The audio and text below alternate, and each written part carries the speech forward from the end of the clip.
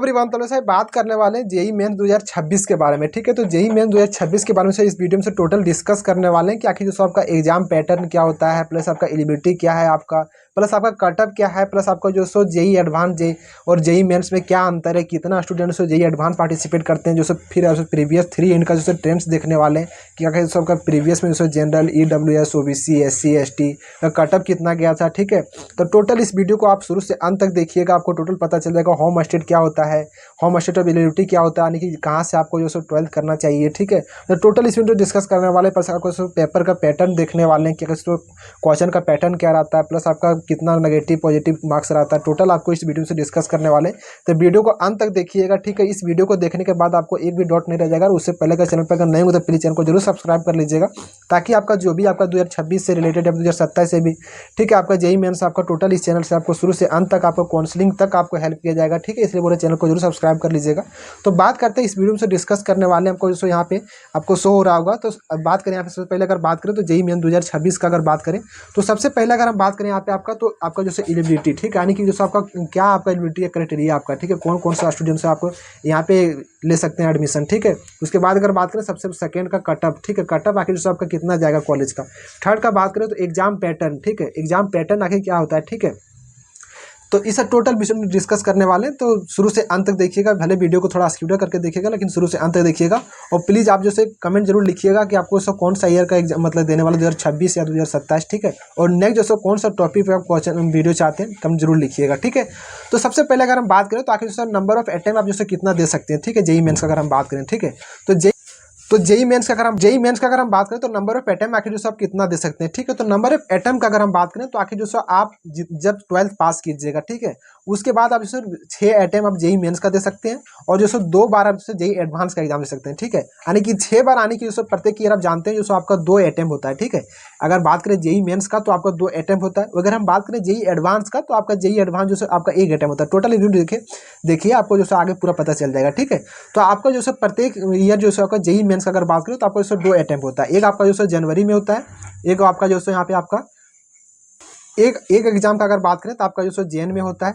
ठीक है, वही अगर हम बात करें यहाँ पे आपका जो एक का बात करें तो आपका फिर अप्रैल में होता है। ठीक है, फिर आपका दोनों में जो आपका बेटर जो होता है वो आपका जो कंसीडर करके उसी के बेसिस आपका रिजल्ट बनता है। ठीक है, तो यहाँ पे उसी बेसिस पे यहाँ पे लिखे जो candidate appear the JEE mains the 3 year consecutive year from the year the passing of class 12th, यानी कि 12th जब आप पास कीजिएगा उसके 3 ईयर तक आप जो कंसेक्यूटिव ईयर तक आप एग्जाम आप दे सकते हैं। ठीक है, मैक्सिमम जो आपको 6 बार जो आप जो ये अटेम्प्ट को दे सकते हैं जेई मेंस का। ठीक है, उसके बाद अगर हम बात करें यहाँ पे आपका, तो आखिर जो आपका यहाँ पे जो कौन कौन सा सब्जेक्ट का रिक्वायरमेंट होना चाहिए। ठीक है, तो सबसे पहले अगर हम बात करें यहाँ पे तो सब्जेक्ट रिक्वायरमेंट का अगर हम बात करें तो आपको जैसे BA और BTech के लिए पेपर 1 का अगर बात करें तो आपको सिर्फ फिजिक्स केमिस्ट्री और 1 subject from the chemistry biology या फिर वोकेशनल पेपर। ठीक है, यानी कि जैसे अगर आप बात करें BTech का, तो BTech अगर आप दे रहे होंगे जेई मेंस का तो आपको जैसे PCM आपको चाहिए। ठीक है, तो PCM आपको सब्जेक्ट आपको चाहिए, जिससे आपको जैसे यहाँ पे आपका एडमिशन यहाँ पे हो पाएगा। ठीक है, तो आई होप यहाँ पे आपको क्लियर हो चुका होगा। ठीक है, आप सबसे इंपॉर्टेंट का अगर हम बात करें तो आखिर आपका स्टेट ऑफ एलिजिबिलिटी क्या होता है। ठीक है, स्टेट ऑफ एलिजिबिलिटी का अगर बात करें तो बहुत सारे स्टूडेंट ये भी डाउट रहता है कि हम मान के चलिए मेरा होम स्टेट जो सो हम मेरा होम स्टेट झारखंड है, बट हम जो सो क्लास 12th का अगर आप बात करें तो क्लास 12th हम जो सो मान के चलिए हम जो सो हम यूपी से क्लास 12th किए। ठीक है, तब आपका जो सो होम स्टेट का बात करें होम स्टेट तो आपका जो सो यूपी हो चुका है। ठीक है, खास करके आपका जो जोसा सीसेप का अगर बात करें तो जोसा सीसेप में आप जो भी स्टेट मतलब जहाँ से आप 12th पास करते हैं वही आपका एज ए होम स्टेट आपका कंसीडर कर लिया जाता है। ठीक है, और वही अगर बात करें कोई स्टेट से अगर बिलोंग करते होंगे तो स्टेट का आपका जो डोमिसाइल वगैरह लगता है, देन आपका बहुत सारे स्टेट भी काउंसलिंग होता है तो उसमें आपको मतलब जो भी स्टेट से उसका डोमिसाइल सर्टिफिकेट वगैरह मांगता है। ठीक है, बट अगर जोसा का अगर बात करें तो आपका जहाँ से आप क्लास 12th की वही आपका जो होम स्टेट हो जाता है। ठीक है, तो इस चीज़ को आप ध्यान रखिएगा। ठीक है, बहुत सारे यहाँ पे दिक्कत होता था।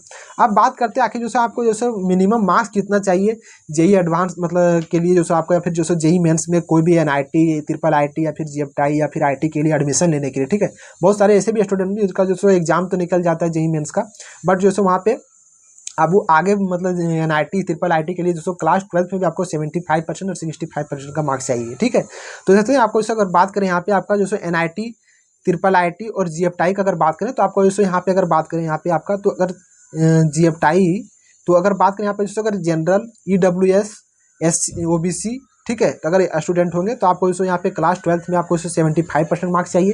वही अगर हम बात करें अगर जो आप अगर SC ST से अगर बिलोंग करते होंगे, ठीक है, देन आपका 65% आपको मार्क्स चाहिए क्लास 12th में, ठीक है। या फिर जो भी स्टेट से आप जो एग्जाम दिए 12th का, ठीक है, उस स्टेट के टॉप 20% में आप होना चाहिए, उस बोर्ड के टॉप 20% में होना चाहिए। देन आपको किसी प्रकार का कोई दिक्कत नहीं होगा। अब बात करते हैं कि एजुकेशनल क्वालिफिकेशन, ठीक है, यानी कि इससे आपको कौन कौन से स्टूडेंट्स 2026 में एग्जाम दे सकते हैं, ठीक है। तो 2026 अगर बात करें तो जो भी स्टूडेंट, आपको पहले बता दें 3 ईयर तक आपको जो कंजिक्यूटिव 3 ईयर, यानी कि जब आप 12th पास कीजिएगा उसके 3 ईयर तक आप जो सो कंजिक्यूटिव 3 ईयर तक आपको जेई मेंस का एग्जाम आप दे सकते हैं। और जेई एडवांस का अगर बात करें तो कंजिक्यूटिव 2 बार, यानी कि जब आप 12th दिए उस बार और 12th के 1 साल बाद, ठीक है, 2 ही बार आप जेई एडवांस का एग्जाम दे सकते हैं। और जेई मेंस का अगर बात करें तो आपको 3 बार। तो यहाँ पे बात करें यहाँ पे तो मान के चलिए 2026 में एग्जाम कौन कौन दे सकते हैं। तो एक तो 2026 में जो पास आउट होंगे, जो 12th का एग्जाम देंगे वो, प्लस 2025 में जो एग्जाम दिए वो, और जो 2024 में भी 12th का एग्जाम दिए वो, ठीक है। ये तीनों स्टूडेंट जो सो आप 2026 का जो है जेई मेंस एग्जाम लिख सकते हैं, ठीक है। आई होप इस यहाँ तक आपको टोटल क्लियर होगा। अब हम बात करते हैं आखिर जो आपका कटअप के बारे में, ठीक है। आखिर जो आपका प्रीवियस ईयर का अगर बात करें तो आखिर जो आपका कटअप कितना गया था 2023, 2024 और 2025 3 ईयर का जो ट्रेंड यहाँ पे देखने वाले।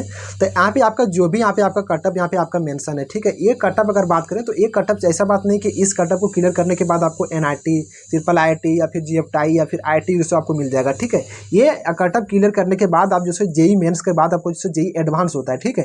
तो प्रत्येक ये जैसे आपका जो प्रीवियस अगर बात करें तो आपको जो 14 LPA जो यहाँ पे 14 लाख जो स्टूडेंट्स अपीयर हुए थे, मतलब 2024-25 में 2025 में 14 लाख जो यहाँ पे स्टूडेंट अपीयर हुए थे, 14 लाख प्लस। आपको बात करें, उम्मीद करते हैं कि आपको जो यहाँ पे 2026 अगर बात करें तो 2026 में आपका जो 15 प्लस आपका जो यहाँ पे स्टूडेंट्स अपीयर होने वाले हैं, ठीक है। तो इस चीज़ को आप ध्यान रखिए। तो यहाँ पे जो भी स्टूडेंट्स पार्टिसिपेट करते हैं उसका टॉप मतलब 2.5 से 3 लाख स्टूडेंट्स अपीयर करते हैं जेई एडवांस के लिए, ठीक है। तो ये जो आपका जो कटअप यहाँ पे आपका है, ये कटअप आप क्लियर करते हैं, देन आपका जो भी आपको जेई एडवांस का जो एग्जाम है उसके देने के लिए आपसे एलिजिबल है, जिससे आपको IIT मिलता है, ठीक है। और अगर बात करें जेई मेन से आपको NIT, IIIT और GFTI मिलता है, ठीक है। तो अगर बात करें यहाँ पे अगर प्रीवियस ईयर का अगर बात करें 2023 का अगर हम कटअप का अगर बात करें तो आपको जैसे जनरल का अगर बात करें तो जनरल में जैसे जो स्टूडेंट्स 90.77% या फिर उससे ऊपर थे वो जैसे जेई एडवांस का एग्जाम जो लिखे थे। अगर बात करें यहाँ पे OBC NCL का अगर बात करें तो 73% था। अगर बात करें SC कैटेगरी के लिए तो 51% था। अगर हम बात करें ST कैटेगरी के लिए तो 37 था। अगर बात करें EWS के लिए तो आपको जैसे 75 था। वही अगर बात करें जनरल PWD के लिए तो आपको जैसे 0.011 थी, ठीक है। तो आप इसको 2024 का भी देख सकते हैं, 2025 का भी देख सकते हैं। 2025 अगर बात करें तो 2025 में आपका जो यहीं पे देखते हैं, अगर जनरल कैटेगरी अगर बात करें तो आपको जैसे 93.10% कटअप गया था। अगर बात करें EWS के लिए तो 80% था। OBC NCL का अगर बात करें 79% था। अगर बात करें SC कैटेगरी के लिए तो SC कैटेगरी की बात करें तो 61% था। अगर ST कैटेगरी की बात करें तो 47 था। तो उसी के बेसिस पर अगर हम बात करें यहाँ पे एक्सपेक्टेड जो 2026 में आपको इससे कितना कटअप जा सकता है, तो अगर बात करें जनरल कैटेगरी के लिए तो 94 था जा सकता है। अगर बात करें यहाँ पे EWS के लिए तो 80 पॉइंट समथिंग कुछ जाएगा, ठीक है। प्लस माइनस यहाँ थोड़ा बहुत कुछ ऊपर नीचे हो जाएगा, बट आपका लगभग कटअप आपका ही जाएगा, ठीक है। ये कटअप जो आप क्वालिफाई कर जाइएगा तो आप जेई एडवांस के लिए एलिजिबल हो जाइएगा, ठीक है। तो अगर बात करें OBC NCL के लिए 79%, अगर बात करें SC के लिए 62, अगर बात करें ST कैटेगरी के लिए तो 48%, ठीक है। तो इस चीज़ को आपको पता चल गया। और बात करते हैं सबका जेई बात करें, अब हम यहाँ पे अगर बात करें तो आखिर सबको 2026 का एग्जाम पैटर्न आखिर आपका किस ढंग से होता है, ठीक है। कितना टाइम दिया जाता है, कितना आपको इसको क्वेश्चन रहता है, ठीक है। तो अगर बात करें उसका तो आपको देख सकते हैं, अगर बात करें यहाँ पे तो आपको टोटल CBT बेस्ड आपको एग्जाम होता है आपका, ठीक है। तो अगर हम बात करें यहाँ पे इसका, आई होप आपको इस दिख रहा होगा, ठीक है। अगर बात यहाँ पे इस ड्यूरेशन का अगर बात करें तो ड्यूरेशन आपको जैसे यहाँ पे 3 आवर का जैसे आपको ड्यूरेशन दिया जाता है। अगर जैसे अगर PWD कैंडिडेट से बिलोंग करते होंगे तो आपको जैसे 4 घंटा आपको पेपर देने के लिए आपको दिया जाएगा, ठीक है। पेपर का अगर बात करें तो आपको जैसे अगर बात करें बीटेक के लिए तो जैसे फिजिक्स, केमिस्ट्री और मैथमेटिक्स आपको 3 सब्जेक्ट आपको देखने के लिए मिलेगा। अगर बात करें ईच सेक्शन का बात करें तो ईच सेक्शन आप दो सेक्शन आपका होता है, ठीक है। सेक्शन ए और सेक्शन बी। सेक्शन ए में टोटल आपको ऑब्जेक्टिव क्वेश्चन रहता है। सेक्शन बी अगर बात करें तो सब्जेक्टिव क्वेश्चन रहता है, ठीक है।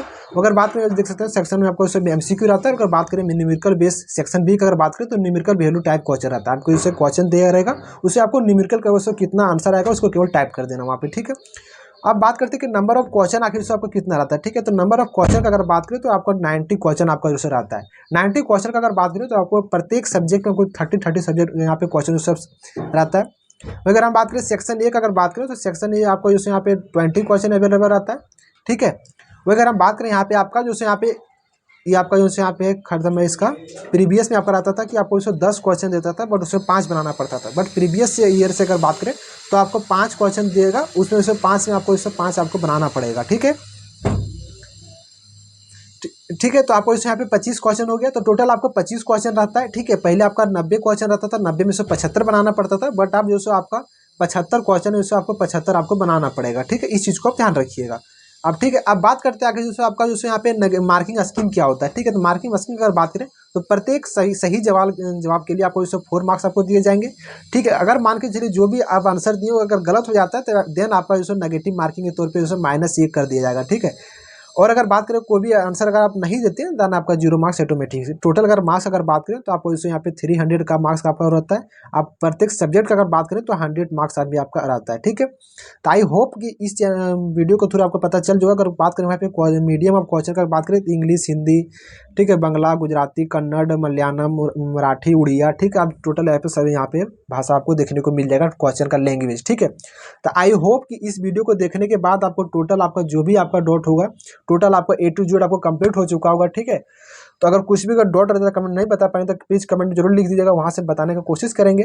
और जैसे आप कौन सा ईयर के लिए जैसे जेई एग्जाम का तैयारी कर रहे हैं 2026 2027 के लिए, ठीक है, कमेंट जरूर लिखिएगा। तो यही था, तो मिलते हैं वीडियो में। Thanks for watching, bye.